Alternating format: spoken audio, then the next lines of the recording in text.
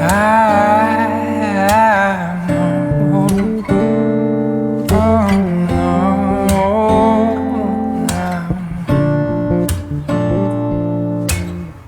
left to rise, buzz like crazy.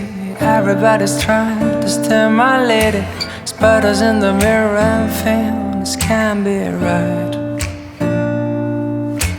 Back to the scene of a Friday night, to a blessed collision still frozen tight. Spear drinkers, Cupid and the sound of her first chime. And why did you argue? We're dreaming of those eyes, the best part of my life. And when we make love, babe, don't make a sound. Hello my friends, welcome back to another vlog. This is going to be just a weekend reading vlog because it's actually Friday. Hi Claus, you want to come say hi? Come here. Oh, I haven't said hi to the people in a while. Here, look, you have to look over here in the camera right there. Look, see your nose? Look right here. Hi baby. Oh, I love this doggo. Would you going to say hi? So there's your cozy cam. You're welcome. Anyway, it is Friday, so this is going to be maybe a shorter reading vlog. I don't know. We'll see how much I have to say about these books. But this week I've been trying to finish the Maiden Lane series by Elizabeth Hoyt, so I just was kind of like marathoning back-to-back audiobooks nonstop. So I just finished the last book in that series yesterday, filmed my series wrap up and review, which is up on my channel if you want to know my in-depth thoughts on each of those books. And so I didn't really feel like I wanted to do another Maiden Lane reading vlog because I've vlogged a lot about that and I felt like my series wrap up was good enough. Anyway, long story short, here we are. It's Friday. We're gonna do a weekend reading vlog, and I have some books that I'm actually really excited about. I have been wanting to read fantasy romance for a long time, as you probably saw if you watched my Kindle Unlimited TBR. I filmed that just a few weeks ago, and almost all of the books that were on there were fantasy romance because I just really want to read these right now. So let me tell you about the books that I'm reading. So a book that I picked up when I just was looking for something to read on my Kindle at night, and I just couldn't really decide on one, you know? Like, does that ever happen to you where you want to read something but you haven't got anything in your mind of what you're going to read next, and then you can't decide? And so I decided finally to just go with one that I have been wanting to read, but I've also been a little scared to read it because I'm afraid it's not going to live up to the hype. But I just finally decided now is the time. So I decided to, I'm sorry if that wasn't focused on my face. I didn't notice that. Hopefully it is now. I decided to go with Promise of Darkness by Beck Mcmaster. This is a fantasy romance, and this is all about the Fae world. So I absolutely adore Fae fantasies. I read all the YA books. Like, I really loved The Cruel Prince, and of course, ACOTAR, of course we love that. But I really like Fae when they sort of delve into the more brutal side of it, and it's not just, like, so adjacent to what humans really are, you know? Like, I really want to see the Fae explored in a way that sort of showcases their brutality, but also as a way that this is just how this species is, you know, contrasted to humans. So this is an interesting one because this is completely in the Fae world. Like, there is no humans here. We have Seelie Court and Unseelie Court, and we have the princess in this book so we have, like, warring kingdoms, right? There's a lot of political intrigue in this book, which is really good. I'm actually only 20% of the way into it, but I'm already, like, so in love with it, and I have very high hopes, and I hope that I'm not wrong because I'm really loving it so far. I ordered the paperback because I do that when I just start a book and I just love it so much. I sometimes will order the paperback because I just want to have it. So this book is basically about, we have a Seelie princess. Her mother is the queen ruling over her court, her family, and she entered into this political bargain where she is going to send her daughter to the Unseelie prince's kingdom as a political hostage for 3 months.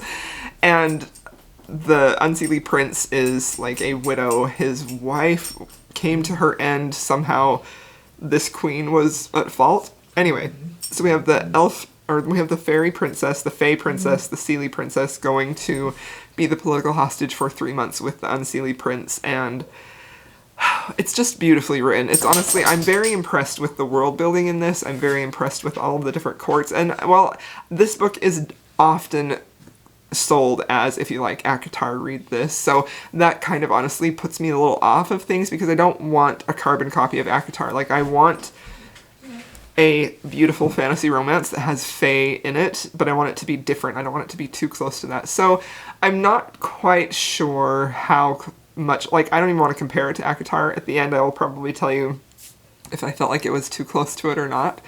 But right now I'm just really enjoying it and can't wait to read it, honestly. Like, I feel like it's been a while since I have read a physical book where I am struggling to get through the day because I just want to read it again, and that's what this is. So I'm excited about that so far. It's really, really good. And then I decided for my audiobook to pick up Kingdom of Flesh and Fire. I know. So, let me tell you about this. I read the first book last fall, and I had a group buddy read of it on Instagram. We all read it, and I did not like the first book at all. I gave it 2 stars. I was super disappointed. Now, let me preface that by saying, I am a huge fan of Jennifer L. Armentrout. I have read all of her books, pretty much. I think there are only a few of her YA books that I haven't read. I think she's just such a fun writer, and she does a great job of really getting you into the story right away, usually. And I just think that her books are just fun and escapist, and I just really, really love them. So I had high expectations for the first book, From Blood and Ash, and I was super disappointed. And I feel like I'm going to tell you what my main problems with that book were. One of them is that it took 400 pages for anything to even happen. Like, literally, the first 400 pages are the biggest batch of info dumping that I have ever read.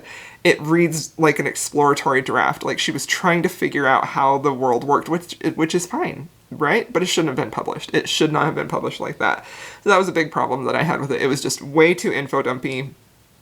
I didn't love it. Another big problem that I have with this series specifically is I don't like that it's in a high fantasy setting, because I feel like the characters feel too modern. They feel like modern day characters, and I feel like if this had been set in an urban fantasy world with vampires and werewolves, it would have been so much better, and I would have loved it a lot more. But because she's got like the Duke and the Dutch, like all of this thing in this high fantasy setting, but then you have Poppy being very snarky and just like every time that I read her dialogue, it just pulls me out of the story. And then they're talking about how they don't have flush toilets, so I'm like, it's just a little bit weird. That bothers me a lot.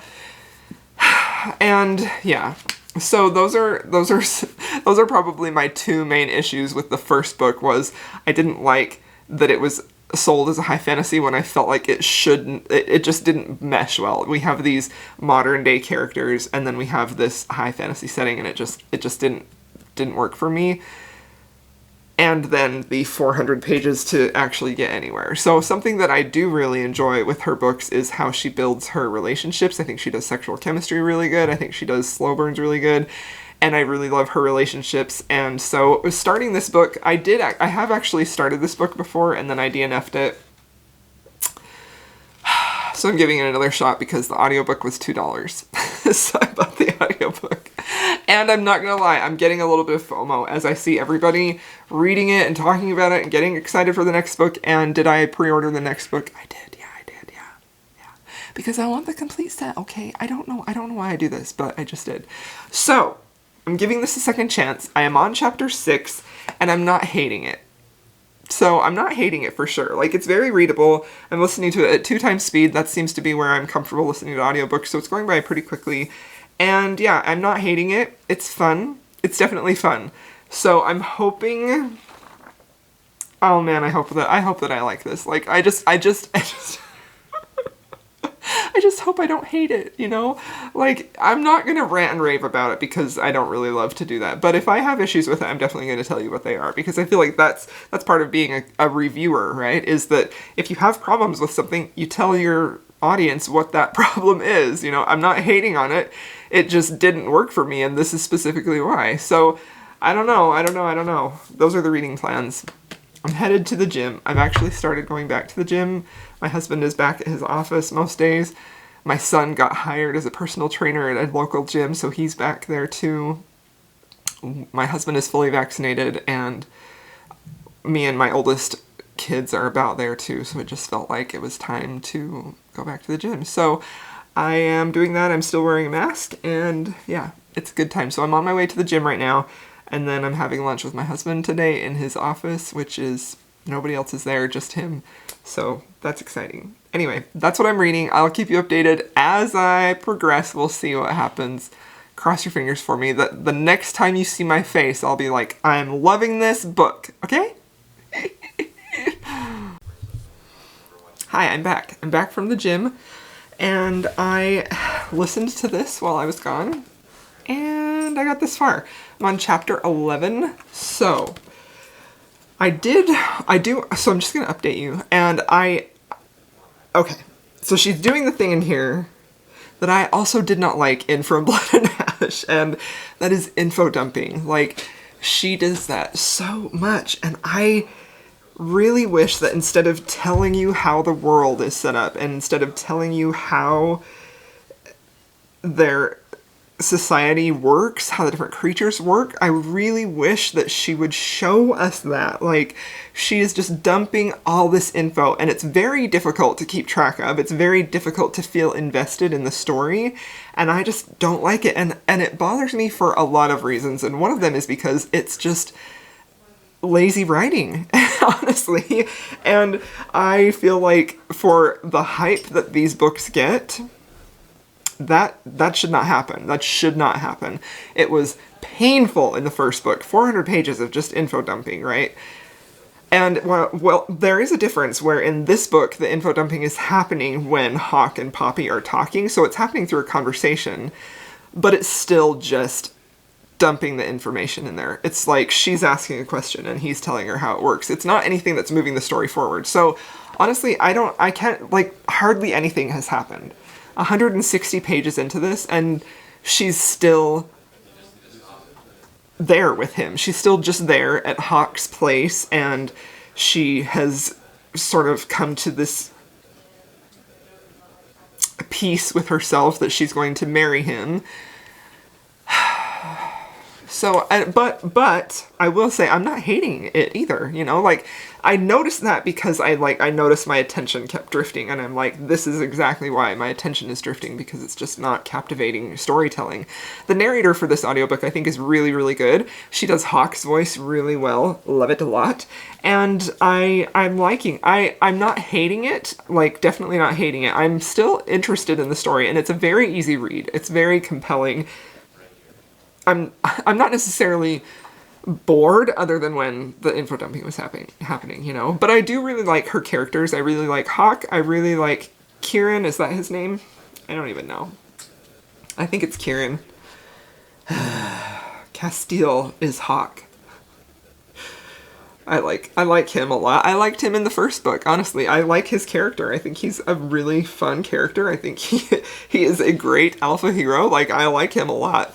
Poppy I don't necessarily love. And I feel like the reason I don't love her a lot is because she's very flip-floppy. Like, she flip-flops back and forth between being this bad A female heroine, you know, who's gonna kick A and take names. I don't curse on this channel, just so you know. Sorry if that bothers you, but and then at the same time, like, she's very naive about some things, and she doesn't have a lot of worldly knowledge, and, you know, she's been the maiden, so she's been fairly sheltered her whole life. So there's a little bit of too much of this flip-flopping of her character that I don't love, that I wish was handled a little more subtly, you know. So that's probably my other main complaint with this. But also, like, all of that being said, it's still an engaging read. Other than the info dumping, like, the audiobook makes it so much easier to get through, because I think I'm probably at the point around where I DNF'd it before. I may be a little further along, and I know that I DNF'd it because I was like, I cannot read another 500-page info dumpy book. 600-page, like, I just couldn't do it. So, and I want to be very clear that I know this book is very well loved, and I'm probably going to get some mean comments, or maybe some meanness. And I'm not tearing down anyone who likes this. I am just specifically saying this is what's not working for me in this book, But also, like, I read her books for the romance. 100%. And she does that really, really well.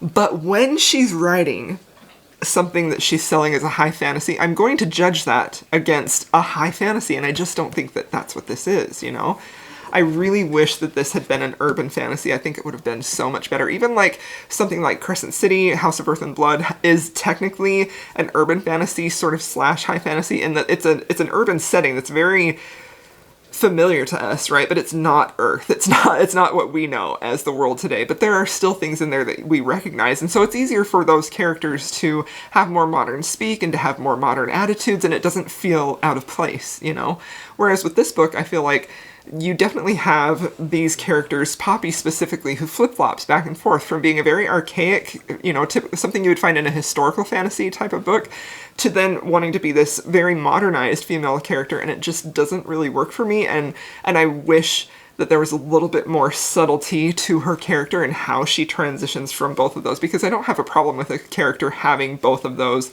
attitudes, from being snarky and bad A to, a little shy and a little naive and a little unsure. Like, I think that's interesting. It's just the juxtaposition of her constantly going from one extreme to the other that I just don't love. But, this is where I really enjoy discussing books, because it's much easier for me to say in a vlog, this is something that is specifically not working for me, and talk about it, and then say, well, this is something that has worked for me before.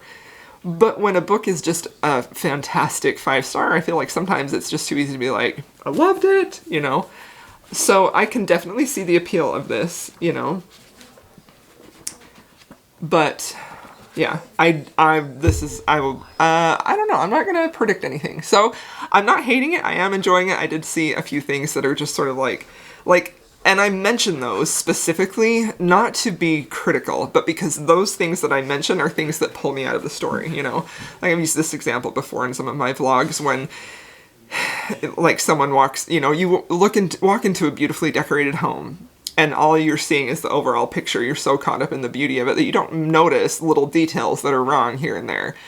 Whereas maybe that person who lives there is able to see the problems here or there. And once they see those problems, it's not a perfectly decorated room anymore, And I feel like that's what happens when we read books, because no books are perfect. It's just, are they things that are going to pull us out personally and affect our reading experience, or is it something that we can overlook, And for me, it's something that is jarring me out of the story sometimes. So that's all I have to say. I kind of knew when I started this vlog that I wasn't going to absolutely love this, but I also really just wanted to give it a chance, because there's a big part of me when I see a book come along that is very, very hyped, and especially because the third one comes out, I think, this Tuesday. There's a part of, when I didn't love it, there's a part of me that wants to really understand why it's loved, even if I don't love it. So that's sort of my thought process with this one. Okay, I'm gonna keep finishing. Also, I want to show you, look, I got a new soda! My kids wanted Taco Bell, so I stopped and got them some on my way home from the gym. And then I got me this Baja Blast Zero, and isn't it pretty? It's not really... I mean, it's fine. It's fun. It's a fun drink, but it's not Diet Coke, Alright. See you in a bit, my friends.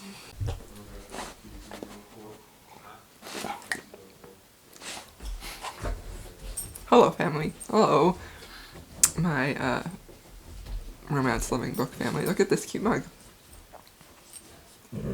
Brew Strong Books Along. It's from Hello Lovely Box. I'm a rep for them. My discount code is Crystal's Bookish Life. They did something called Mug Monday I don't know if it was a few weeks ago, anyway, where they had this mug that you could get that day only. Romance novel guarantee. Don't mind the noise, Kazi's just, being bonkers.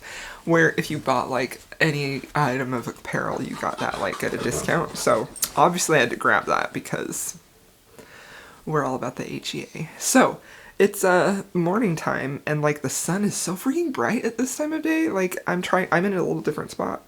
I don't know how it works. Like, glare still is happening. It's just very bright in here. I don't have any of my lights turned on. Again, like, whoa, it's bright. So, just gonna give you a quick update on Kingdom of Flesh and Fire.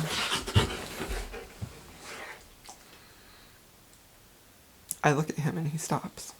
He'll start again soon. And I'm on chapter 18 now, so I'm not quite halfway, but it's going very quickly. And I will also say that this book feels much more readable than the first book did. Like, in the last clip I talked about how she was still doing the info dumping, and she does. Like, she definitely does that when she's building up her own fantasy world in here. And I wish that she wouldn't, because she's also very good at writing action scenes. Like, the action scenes in here are very readable. And I am a reader who really kind of hates battle scenes. Like, especially if they're super long, I'm just bored. I don't want to read about detailed battle scenes, like, you know? So that's not what this is. Like, she just writes a really fast-paced action scene that's very readable, that also progresses the story. And she also does a really good job of progressing, like, her character relationships too. So I don't understand why she continues to rely on info dumping when it comes to how she explains this world. I wish she wouldn't. I really do. But I'm definitely enjoying this a lot more than I was the first one, and I'm into it. Like, it has a vibe of like an early 2010 vibe of like a YA fantasy romance, and I just really love that. Like, it makes me very nostalgic because that's just a very fun read. So it definitely feels like that, and I'm liking it. So I also don't, I mean, I'm liking the romance, but it's definitely there, you know, but like not much is happening with them. So anyway, the plot is moving forward. I'm enjoying it more. It's very readable, you know. I talked about what I had problems with before, but yeah, I'm enjoying this a lot more. I'm excited to keep listening to it. It's a very easy read. It's a very fun read. Like, it's fun. So that's good. I am really curious to know how this ends, because I keep hearing people say, wait till you get to that ending, you know? So, I don't know. I also just adore the covers of these. I think they're so stunning. I just can't get over them. So, I'm liking it. I'm hopeful. I'm hopeful that I will end up really enjoying it. I mean, I have the third one pre-ordered, so I'm going to be reading that. I don't know when. I guess it depends on how it ends, if I pick that up immediately or not. So, that's an update for you. Today, I am going to work, go to the gym, and listen to this audiobook while I do that. So I probably will finish it today, because I think I only have like 6 hours left at like 2 times speed, 2.25 speed. So, alright, I'll see y'all in a bit. Alright, so I just got done at the gym. I'm filming on my phone, so the audio is probably garbage, and I just didn't want to bring my camera and microphone and have it sit in the truck while I was working out. So I put in my Instagram stories 2 polls for the drinks, the sodas that I should get today. So we're gonna go and pick those up. The ones that won were Bloody Wild and Waikiki. So we're gonna go get those, and then we're gonna taste test them when I get home. Exciting! Okay, I'm home now, and I have the drinks. Let's taste them. I didn't get any footage of the soda shop because there was a huge line, because it's warm here in Utah, and so everybody has to go get their sugar fix. Although I get sugar free, because I just don't want to have that much sugar in my body. Anyway, so the Instagram polls, one of them was a tie, so I picked the one. It was an exact tie, like the same amount of people voted, and I was like, how does this even happen? So the one that I picked for that one was the Bloody Wild, which is Diet Mountain Dew with, I think, mango puree and strawberry puree. I'm excited about that one. And then the other one is Waikiki, which is Coke Zero, sugar-free pineapple, and coconut cream. So, we're going to taste these, and I'm going to tell you what I think of them. Are you ready?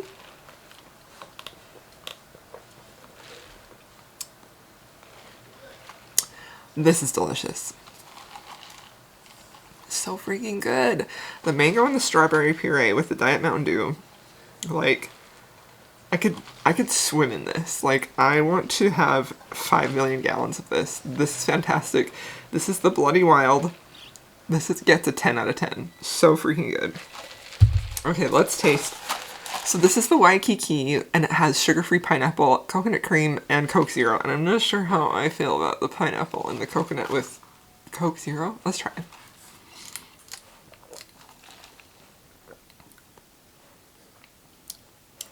It's good.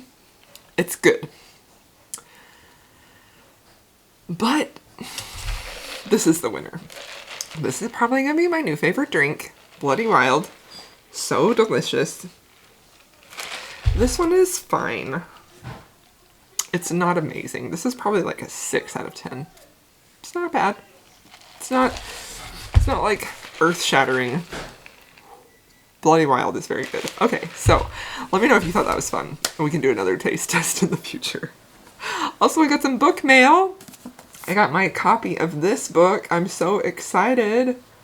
It's such a beautiful copy. Like, I was hoping it had the matte finish because I did buy one recently of indie fantasy romance, and it had the glossy cover, and I prefer the matte. I think there's just something so pretty. It's kind of a thick book, and it wraps around the back. Isn't it gorgeous? I'm so excited. I really want to read this. I'm still listening to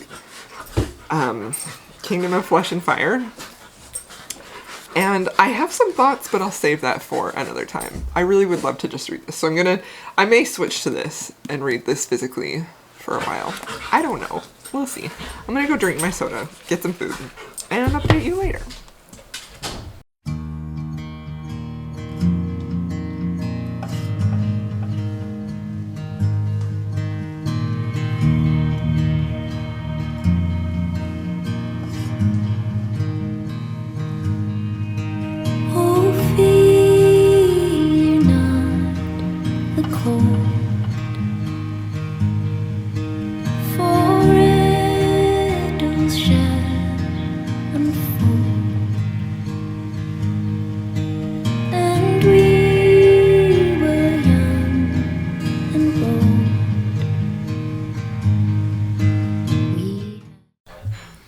Good morning, my friends. It's Sunday morning. I have my Mexican hot chocolate here. It's my favorite hot drink right now.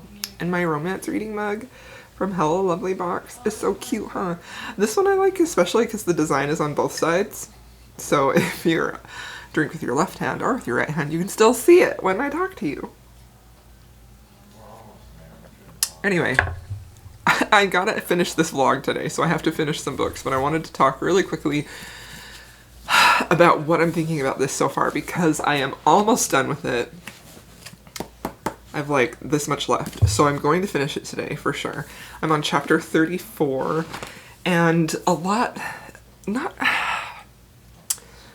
so I feel like we often read, you know, like historicals. Like I was just having this conversation with my friend Marissa, if you're watching, hello Marissa, who was talking about The Earl Takes All, and she mentioned how it was this very quiet, introspective book, and that almost the entire plot of that book happened with the two of them in that home, in their discussions with one another. And I was like, that's such a neat observation to make, and so, like, thought-provoking, because I feel like that book is a really good demonstration of how effective that type of story can be in a romance. You know, like, you don't necessarily have to have a lot of action happening. You don't have to have a lot of plot reveals. You don't have to have a lot of things happening, but it was still so engaging because they were, and this is where I feel like that book shines so well. I'm just using it as an example. How it's in their home, almost within one room, and the story is moving forward because of their communication with each other and tiny little moments that they have that may reveal. So if you don't know what that book's about, it's a historical romance. It's about twin brothers. One of them is married to a woman who is pregnant and she's in danger of losing the baby. That husband dies, so the twin brother poses as her husband, and she doesn't know it. So the whole point of that book, there are these little moments in there where you sort of feel like, oh no, is she going to find out that that's actually not her husband, that it's his brother, and you don't want them to because they're happy, you know? And I feel like that's a really good example of, take my headphone out because I can't hear, of how a very quiet, very subtle, very closed room story evolves. And it's not because it's not because he's sitting there telling her things or convincing her of things, or, you know, it's natural conversation, it's natural occurrences in their life that demonstrate this plot knife that, you know, this plot thread that, you know, is going to happen, is going to come down. She's going to find out that it's not her husband, you know that's going to happen. And so the whole time you're constantly worried, like, is it going to happen now? Is she going to realize it, you know? And that is such a masterpiece of how a story like that really, really works. And it's all of it is done through showing the reader, okay? You're taken through all of these experiences that they're having in this very domestic home environment. And you're not being told how to feel, you're being shown it. And so if I could say what my biggest complaint is with this book, it's that when we are told about the world, when we learn, that's a better way to say it, when we learn about this fantasy world, when we learn about the different magical creatures like the Wolven and the Atlanteans and I don't even remember what the vampire, I don't know. I mean, it's basically just vampires and werewolves, right? But when we learn things about that world and about how that impacts the characters, it's almost never done in those little moments where you're shown this little piece of information, you know? It's all just dumped on you when they're having conversations together. And even though it's Poppy and Hawk who are having these conversations, and sometimes Kieran, when he's telling her about this world that she doesn't know, it doesn't feel like it's revealing story. It feels like a textbook explanation. And I feel like that's one reason this book is so long, because she is relying on that technique to get you to understand how her world works. And that doesn't work for me at all. So if that doesn't bother you, that's totally fine, because I feel like the romance in here is good. I feel like the romance in here is better. I can see why people love Hawk. Like, I like Hawk. Like, he's very much a alpha bad boy, but he's super, super, like, hates everyone but her. Like, she's the only one that he's, you know, has special feelings for, so I definitely love that. But it's just really interesting how she chose to let us know how her world works, and I wish so badly that it had been handled differently, you know? So I'm also reading this book, Promise of Darkness by Beck Mcmasters, which I am really loving. And that was kind of, I was reading this on my Kindle. I couldn't sleep this morning, so I got up early and was reading it. And there was a scene in here where they both, like, so the prince who is holding the princess captive, right? The Fae princess captive. She's kind of like spying on him to try and figure out what his game plan is, why he wants her as a captive, a political captive. And she sees that he's ready to go on a journey. So she kind of sneaks to go along. He catches her and takes her with him, okay? So on this little journey, they end up seeing what appears to be a significant plot thread in the future. And it's not anything that he just flat out tells her about, you know? It happens because they saw this happen, and so they are in this situation where they are seeing and involved in this piece of knowledge being revealed. And that was a really good example of how to not info dump, because you're getting information about the world, you're getting information about the plot, you're getting information about the characters, but it is never, ever just flat out told you, right?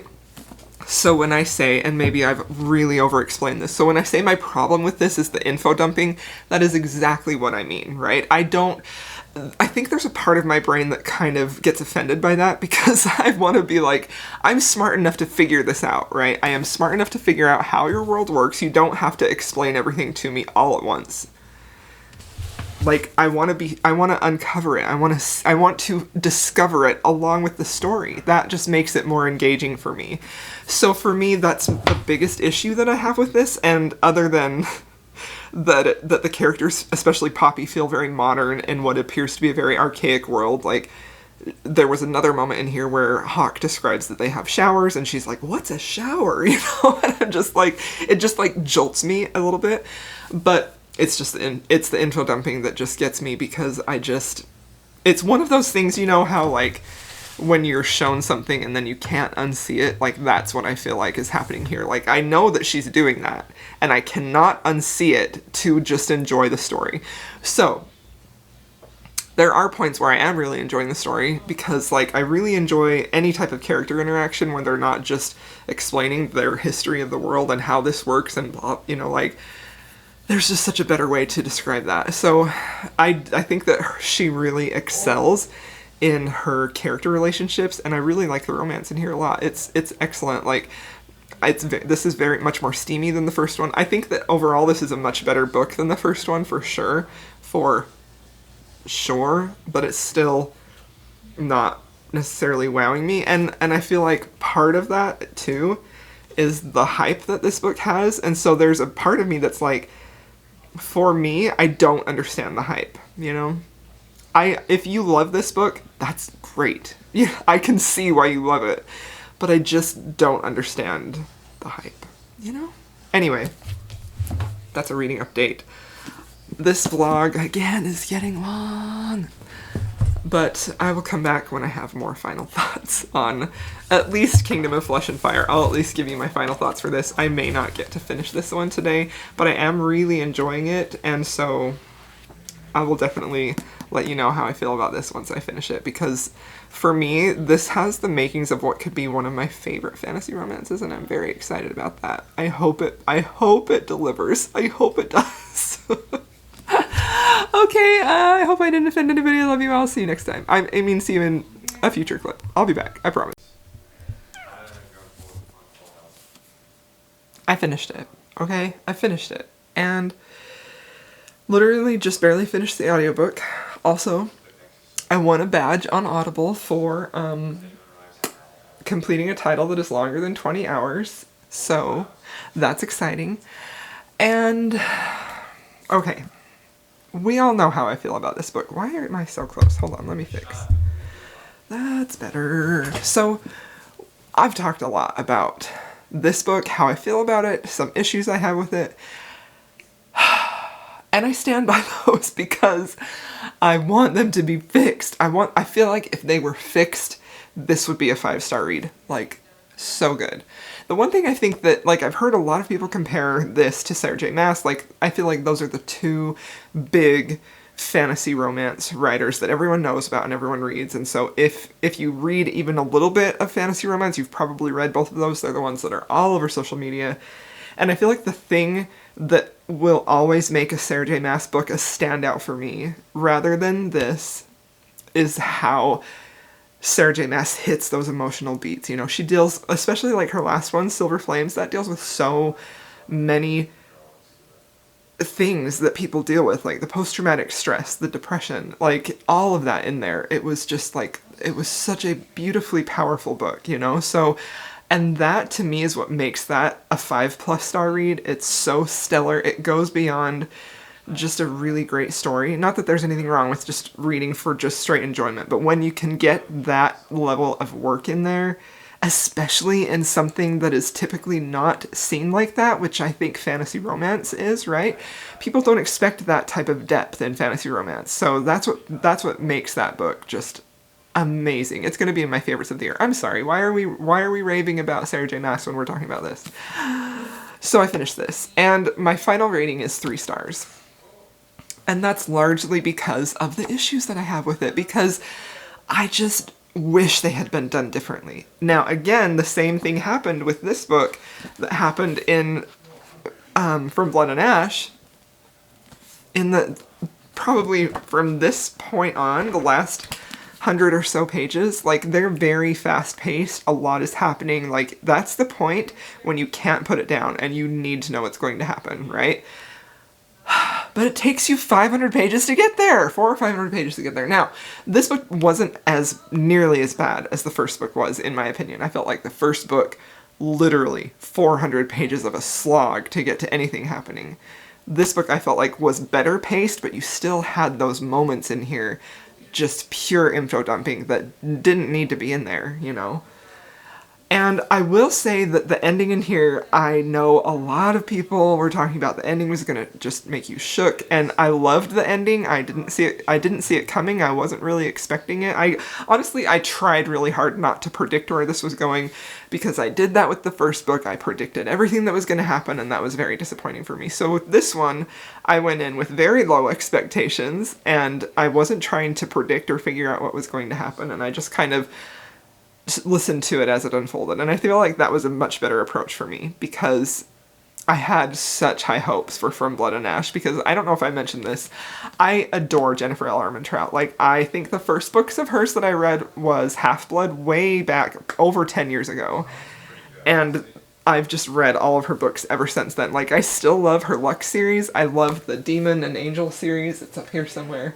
The White Hot Kiss, I still think that's a fantastic YA series. And yeah, but her last few books, like the Rage and Ruin, which is like a sequel for that, her last few books, not just this series, but her last few books, like the Lux spin-off with Luke and the Rage and Ruin one, both of those were a little underwhelming for me. So I sort of feel like, I don't know, there's something that with her writing that doesn't vibe with me anymore, and that makes me so sad, because I really, really love her. But then when I read the ending in this, it reminds me of what I love about her, and it's just that fast-paced, gets you instantly engaged, just really transportive writing, you know? Like, I don't feel like there's really much of any emotional work done in here. Like, there's not really... The relationship is fun, and I do feel like it develops well, but it's not something that's just gonna hit you in your chest, for me anyway. But it was still enjoyable, you know? Anyway, I've talked about this book so much. I want to end this vlog so I can get this video edited and posted for tomorrow. And I just want to say that I was pleasantly surprised with this. I had very low expectations. I rated From Blood and Ash a 2. I'm sorry, but I stand by that rating. There was just so many problems with that book. However, I feel like she really attempted to fix some of those problems, and even though she didn't quite get it for me, this one feels like it was better. So this one is a 3-star, and I did definitely enjoy those last 200 pages were a lot of fun. A lot of the earlier part was a struggle for me, but the last 200 pages were good. So I'm excited. I liked this. I'm happy that I liked it. I didn't love it, and I would argue with anybody that Sarah J. Maas is the superior fantasy romance writer. Charles, I'm looking at you. Anyway. This was fun. I definitely pre-ordered The Crown of Gilded Bones. Gonna be reading that for sure, so I'm very excited about that. And yeah, this was good. I feel a lot better that my beloved Jennifer L. Armentrout has been redeemed a little bit for me. This was the last 200 pages were a solid read, you know. It's interesting. I'm intrigued. I'm curious to see how she finishes this, so it was good. Now, I did want to finish this book. However, I have not read any more. I literally read this within 2 days, and I haven't read any more of this, so I'm going to include this in my next vlog. I'm going to pick that vlog up tomorrow, and hopefully have more fantasy romance, because I have a bunch more that I want to read and vlog about, so that's what will be happening next week. Hopefully, subject to change. You know how I am. You know how I am. We'll try. You'll for sure find out my thoughts on this, and if you want to find out more quickly, you can friend me on Goodreads, where I'm sure I'll rate and review it when it's done. That's always down in the description. Alright, thanks so much for coming along on this journey with me. I'd love to know your thoughts on this book, if you agree with me or disagree, and I'm sorry if, again, I don't mean offense at all. I just enjoy dissecting a book and what I like and what I don't like, and if you love it, that's completely valid, because I have books like that too. Anyway, thank you for watching. Please be sure to like and subscribe if you're new, and I will... Oh, also, if you don't want to leave... If you feel like you would like to show me support without leaving a lengthy comment, please leave a unicorn emoji down below. Okay, I love y'all. Thank you so much. See you next week.